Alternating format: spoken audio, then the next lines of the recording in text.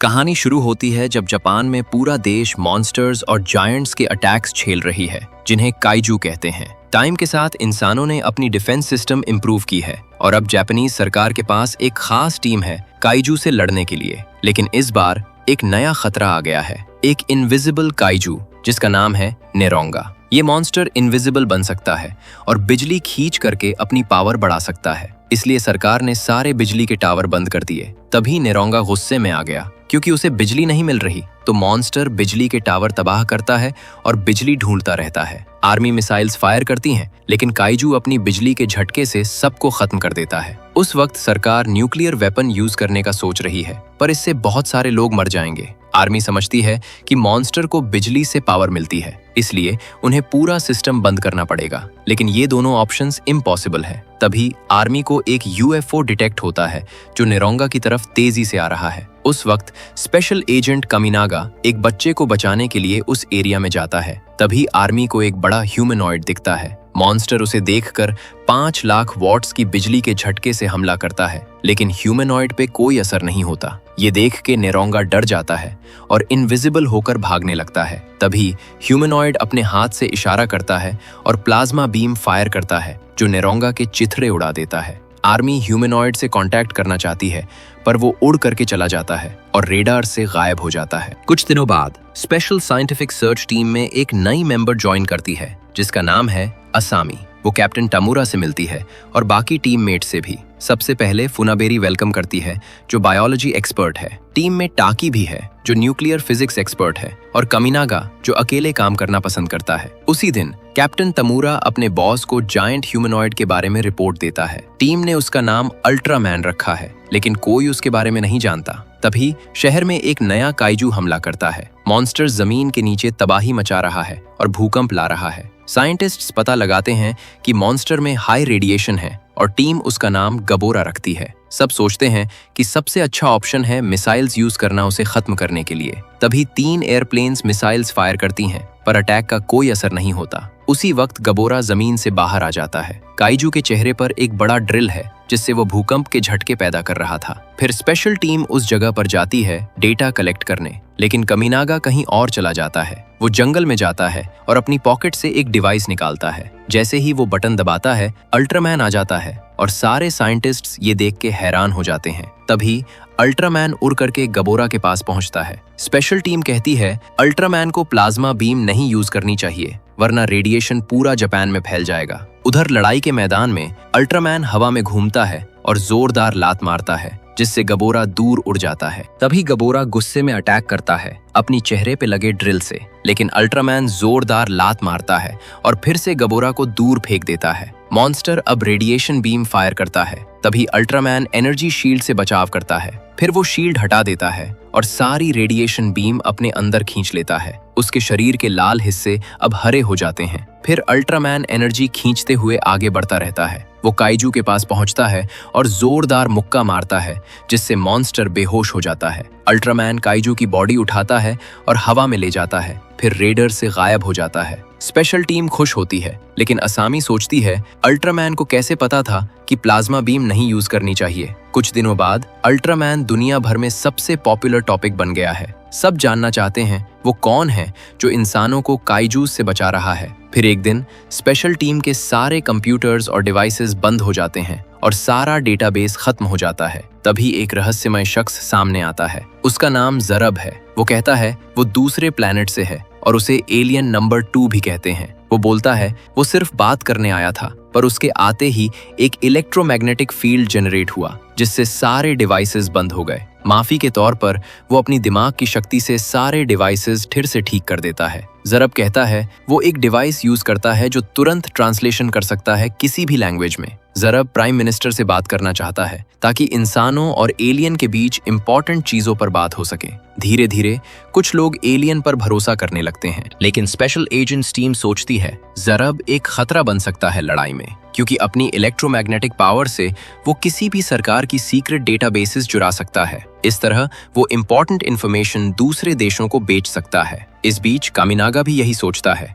जब वो अकेले अपनी कार में होता है, जरब उसके सामने आ जाता है और अपना पूरा प्लान बताता है। वो कहता है कि इंसानों को जल्दी खत्म करना होगा क्योंकि वे सभी जातियों के लिए खतरा हैं। एलियन समझाता है कि इंसान ही लड़ाई का कारण है और वो तेजी से आबादी बढ़ाए जा रहे हैं। कमिनागा कहता है वो ज़रब को कुछ नहीं करने देगा, लेकिन ज़रब कहता है कि अल्ट्रामैन भी उसे नहीं रोक पाएगा। वो कमिनागा को बताता है कि उसे उसका राज पता है कि वो अल्ट्रामैन है जो अपने देश को बचा रहा है। तभी ज़रब कमिनागा को बेहोश करके अपने साथ ले जाता है। 3 दिन बीत जाते हैं। स्पेशल टीम कमिनागा को ढूंढ रही है। इस बीच ज़रब ने इंसानों को अल्ट्रामैन के बारे में सीक्रेट इन्फॉर्मेशन बता दी है। ज़रब बताता है कि अल्ट्रामैन कैसे उड़ पाता है अपने भारी वेट के साथ और उसकी डिफेंस मटेरियल के बारे में भी। तभी स्पेशल टीम कमिनागा को ढूंढ रही है और टीम फोटोज और वीडियोस ढूंढ रहे हैं। उन रिकॉर्डिंग्स में उन्हें कुछ अजीब दिखाई देता है। एक वीडियो में कमिनागा अपने हाथ में डिवाइस एक्टिवेट कर रहा है और तभी अल्ट्रामैन आ जाता है।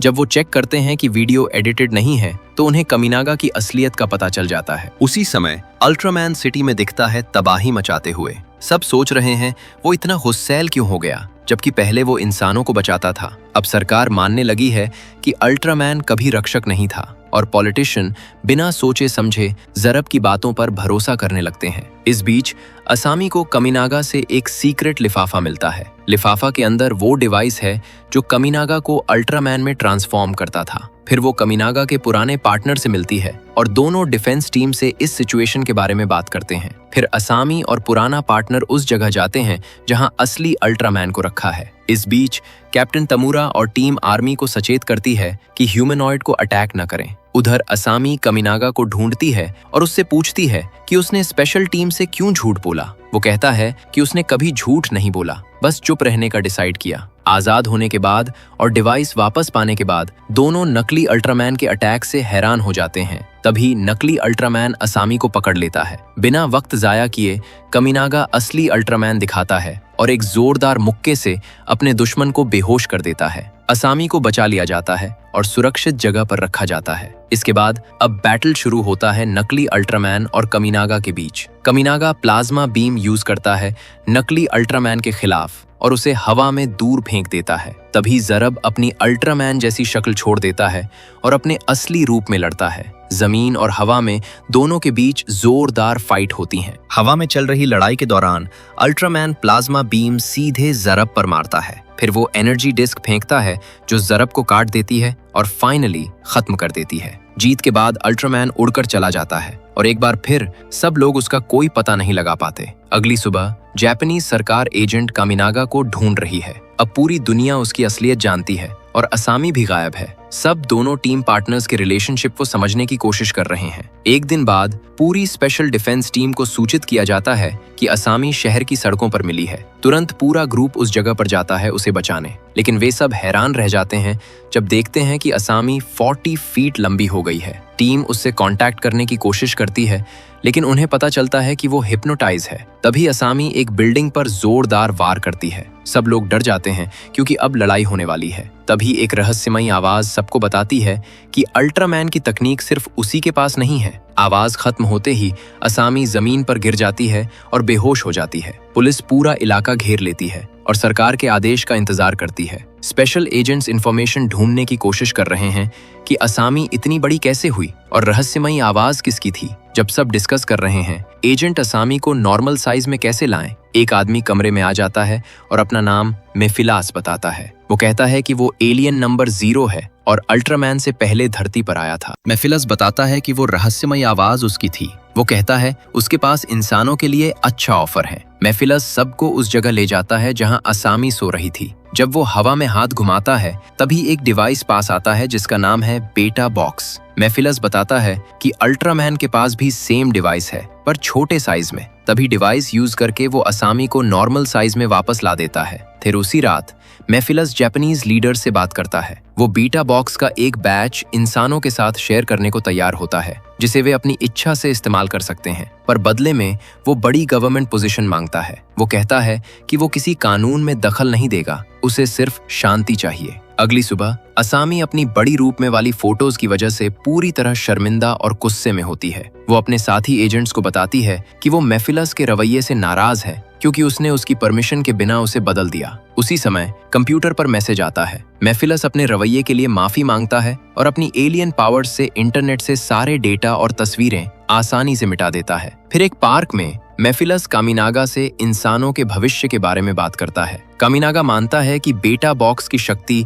इंसानों को देना एक गलती है क्योंकि इससे मानव विकास बुरी तरह रुक जाएगा। बातचीत के दौरान पुलिस कामिनागा को मेफिलास के साथ पाते हैं पर कुछ नहीं कर पाते क्योंकि मेफिलास अपनी टेलीपोर्टेशन पावर यूज करता है। फिर एक छोटे रेस्टोरेंट में दोनों अभी भी अपनी अलग अलग सोच पर अड़े हैं। मेफिलास बताता है उसने सरकार के साथ कॉन्ट्रैक्ट किया है बेटा बॉक्स के एक्सचेंज में ताकि इंसानों को हथियार बनाया जा सके और वो खुद उन्हें कंट्रोल कर सके। इसके बाद कामिनागा असामी से कांटेक्ट करता है और उसे सुरक्षित जगह पर मिलने को बुलाता है। कुछ घंटों बाद पूरी स्पेशल डिफेंस टीम एक ट्रेन स्टेशन में इकट्ठा होती है। कामिनागा सबसे से माफी मांगता है और मदद चाहता है ताकि मेफिलास का प्लान पूरा न हो सके। कामिनागा का प्लान है बेटा बॉक्सेस चुराना जो सरकार को डिलीवर होंगे, लेकिन कामिनागा कहता है कि बॉक्सेस दूसरे डायमेंशन में हैं। तभी एजेंट समझते हैं कि वो रास्ता वहीं से ढूंढ सकता है जिसने बेटा बॉक्स को छुआ हो और वो एक ही इंसान थी, असामी। फिर कामिनागा असामी की खुशबू सूंघता है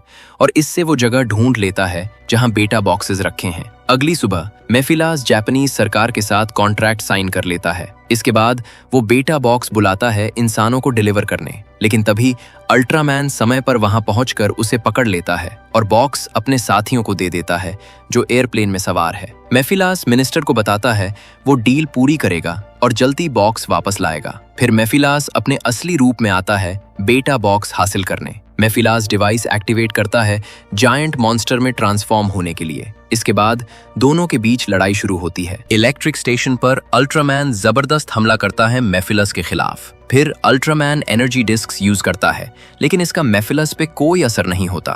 दोनों फिर प्लाज्मा बीम्स फायर करते हैं जिससे एक जबरदस्त धमाका होता है, लेकिन मेफिलस के पास ज्यादा पावर है और वो अपनी बीम की पावर इंक्रीज कर सकता है। ये मानते हुए कि जीत अब उसकी होगी, मेफिलस अल्ट्रामैन के पास आता है उसे खत्म करने के लिए, लेकिन तभी वो अचानक एक और एलियन को देखता है। मेफिलस गिव अप कर देता है और अपनी हार मान लेता है अल्ट्रामैन के सामने। मेफिलस अपना बेटा बॉक्स वापस पकड़ता है और धरती छोड़ देता है। वापस जंगल में जहां निरोंगा का हमला हुआ था, कामिनागा लौटता है और अपने खुद के शरीर के आमने सामने होता है। यहाँ खुलासा होता है कि कामिनागा मर गया था उस बच्चे को बचाते हुए जब अल्ट्रामैन आया था। उस दिन से ह्यूमनॉइड कामिनागा बनकर रह रहा है इंसानों के बीच छुपने के लिए। उसका असली नाम लिपिया है। तभी जंगल के पेड़ों के बीच एक रहस्यमयी एलियन दिखता है जिसने मेफिलस को धरती छोड़ने के लिए मनाया था। उसका नाम ज़ॉफी है। वो धरती पर इसलिए आया है क्योंकि लिपिया ने इंसान की पहचान अपनाकर एलियन का कानून तोड़ा है। अब इंसानों को बेटा बॉक्स के बारे में पता है तो वो भी वैसी टेक्नोलॉजी बनाने की कोशिश करेंगे,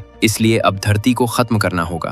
तभी ज़ॉफी हवा में अपना सबसे खतरनाक हथियार जेटॉन छोड़ता है। ये डिवाइस जल्दी ही एक शक्तिशाली ऊर्जा रिलीज करेगा जो धरती पर गिरेगा और पूरी गैलेक्सी खत्म कर देगा। जेटॉन आकाश में सबको दिखाई देता है, पर सरकार जनता को नहीं बताती कि वो अनजान चीज क्या है। इस बीच कामिनागा ज़ॉफी को बताता है वो धरती और लोगों के लिए अंत तक लड़ेगा। फिर अपनी स्पेशल टीम के साथ वापस मिलकर कामिनागा जेटॉन की खतरनाक पावर के बारे में बताता है। समझाने के बाद सारे एजेंट्स कहते हैं सिर्फ अल्ट्रामैन ही धरती को फिर से बचा सकता है। फिर कामिनागा अपने कैप्टन का सपोर्ट और असामी से हिम्मत पाता है अपनी जिंदगी का सबसे डिफिकल्ट मिशन को अंजाम देने के लिए। वो ट्रांसफॉर्म होता है और अंतरिक्ष की तरफ जाता है। जब वो जेटॉन के पास पहुंचता है तो प्लाज्मा बीम पूरी ताकत से फायर करता है, पर उसका कोई असर नहीं होता। फिर अल्ट्रामैन एनर्जी डिस्क्स निकालता है और जेटॉन पर फेंकता है, लेकिन इसका कोई असर नहीं होता। तभी जेटॉन हमलों को महसूस करके डिफेंस सिस्टम एक्टिवेट करता है, जिससे वो खतरनाक हमले करता है अल्ट्रामैन पर।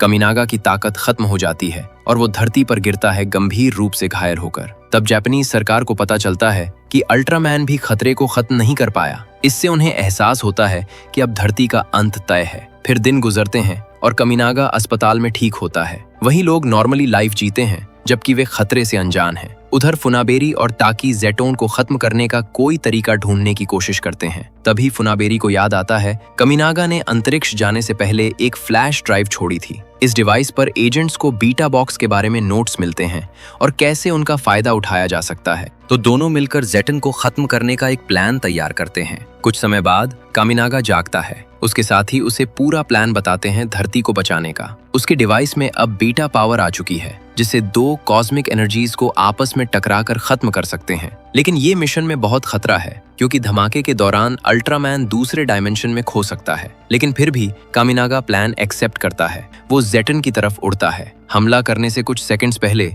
अल्ट्रामैन दोनों कॉस्मिक एनर्जीज को आपस में टकराने में सफल हो जाता है। तभी दोनों एनर्जीज खत्म हो जाती हैं, पर एक ब्लैक होल बन जाता है जो अल्ट्रामैन को दूसरे डायमेंशन में ले जाता है। इस अनजान जगह पर अल्ट्रामैन ज़ॉफी से अपने धरती पर बिताए एक्सपीरियंस के बारे में बात करता है। ज़ॉफी इंसानों की इंटेलिजेंस और टेक्नोलॉजी से प्रभावित है, इसलिए वो डिसाइड करता है धरती खत्म न करने का। फिर लिपिया ज़ॉफी से एक आखिरी रिक्वेस्ट करता है। वो चाहता है उसे कुर्बान करके कामिनागा को वापस जिंदा कर दे। ज़ॉफी रिक्वेस्ट मान लेता है और अल्ट्रामैन को कामिनागा की शरीर से अलग कर देता है। उधर धरती पर स्पेशल डिफेंस टीम खुश है कि उनका साथी वापस आ गया धरती को खतरे से बचा के। अगर वीडियो पसंद आई तो लाइक करो और चैनल को सब्सक्राइब करो। मिलते हैं अगली वीडियो में।